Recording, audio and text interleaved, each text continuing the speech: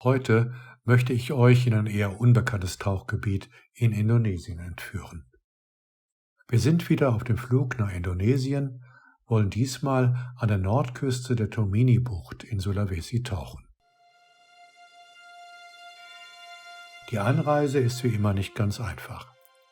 Nach dem langen Flug von Deutschland nach Bali oder Jakarta geht es am nächsten Tag über Makassar und Palu weiter nach Gorontalo an der Nordküste der riesigen Tomini-Bucht, die Zentral-Sulawesi von Nord-Sulawesi trennt. Unser Ziel ist die Region Bolsel, die sich östlich von Gorontalo erstreckt. Hier gibt es zwar Tauchmöglichkeiten in Hülle und Fülle, leider aber keine Tauchbasen. Wir müssen daher sämtliches Tauchzubehör, Kompressor, Flaschen, Verpflegung und sogar das Tauchboot von Gorontalo aus mitnehmen. Was für ein Aufwand!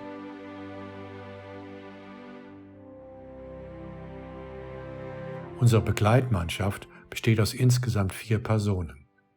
3 fahren im Auto mit, der 4., unser Kapitän, fährt mit dem Tauchboot direkt die verschiedenen Tauchplätze an. Er hat den Vorteil, auf kürzestem Weg fahren zu können.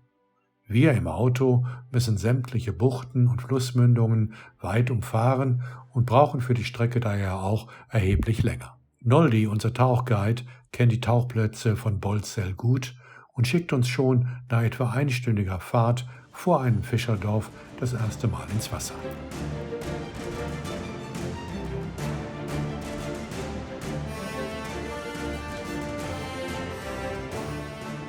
Die Überraschung ist groß. Zwischen Flaschen und Konservendosen begrüßt uns als erstes ein Kokosnusskrake, der mangels Kokosnuss sich in einer Konservendose versteckt.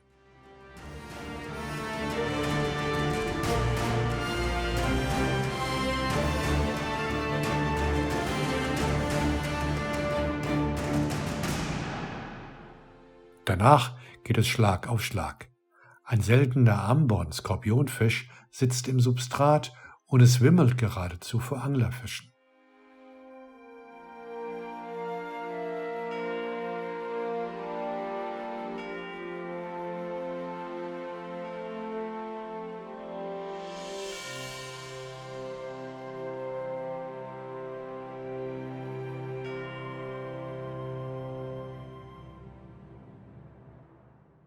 Zuerst begegnen uns mehrere haarige Anglerfische. Es gibt Taucher, die jahrelang nach diesen Lauerjägern suchen, um wenigstens einmal im Leben ein Foto dieses Fisches zu schießen. Hier liegen sie gefühlt in Massen herum.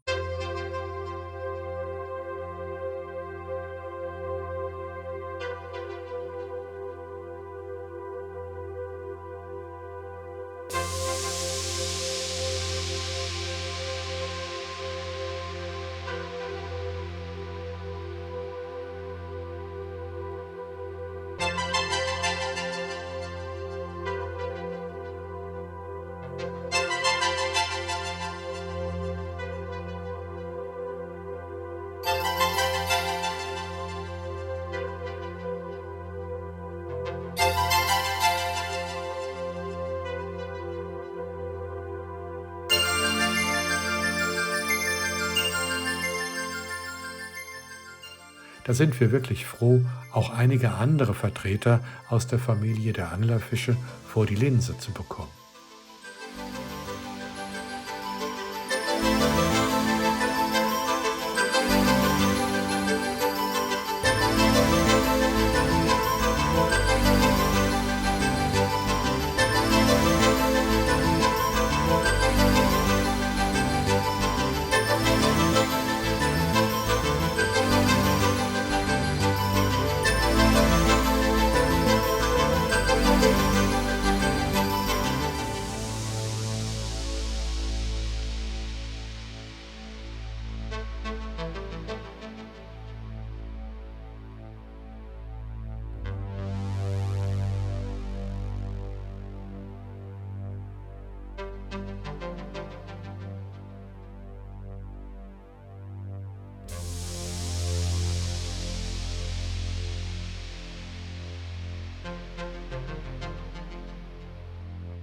Zum Schluss des Tauchgangs bringt sich noch ein Langarm-Oktopus vor uns in Sicherheit.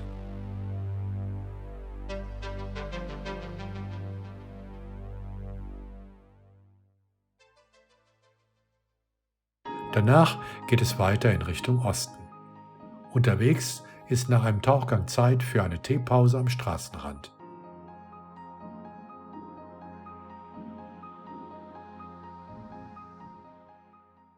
Zum Essen machen wir es uns in einem leeren Verkaufsstand gemütlich.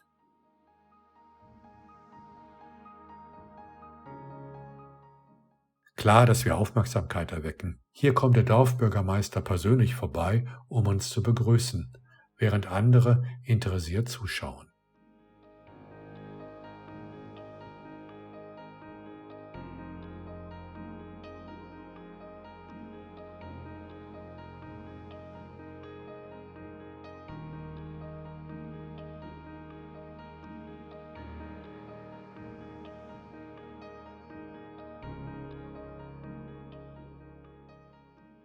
Mittlerweile ist auch unser Kapitän eingetroffen und wir fahren raus zu einem weiteren Tauchgang.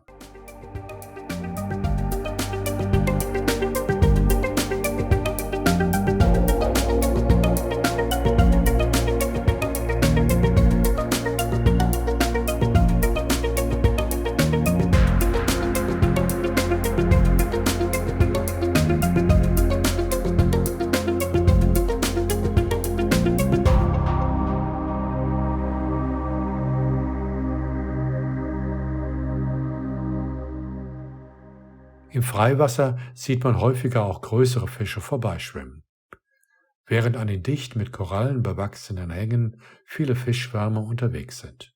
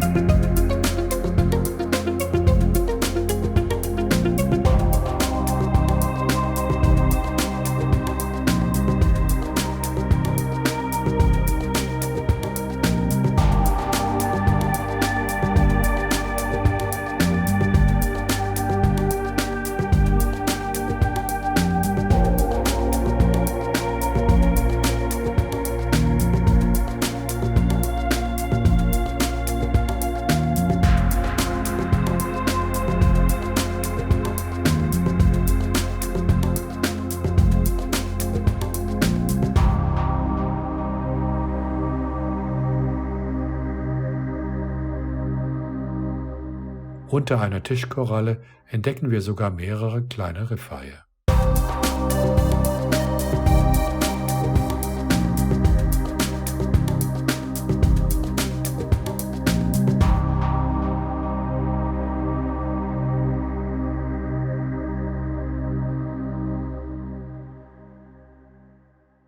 Ganz im Osten von Bolzell quartieren wir uns für ein paar Tage in einem idyllischen Seitental ein.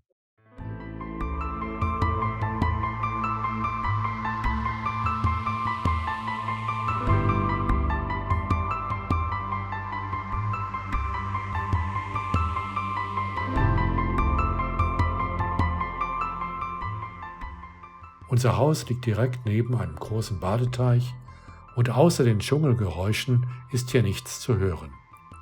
Wir machen sogar ein paar Trekkingtouren im Dschungel am Rande des Nationalparks.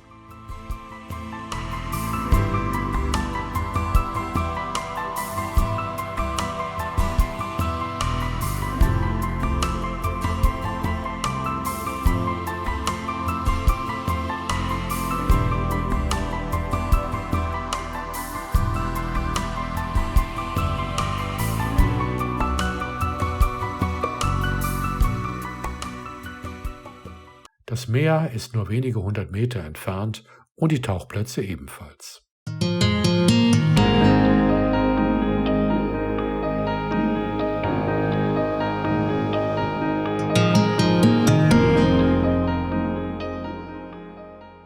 Kühle Meeresströmungen aus der Molukkensee sorgen für ein gesundes Wachstum der Korallen und dazwischen gibt es immer wieder Interessantes zu entdecken.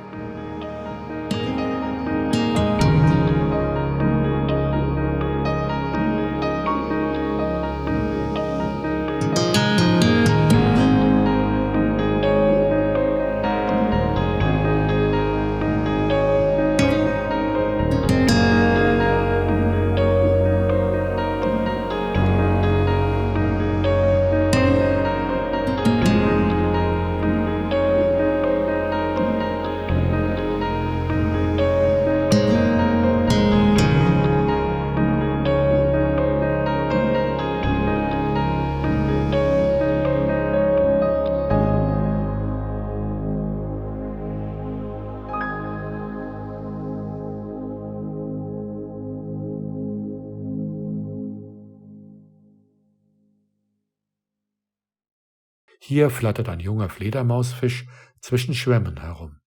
Wenig weiter haben sich seine älteren Geschwister zu einem kleinen Schwarm zusammengefunden.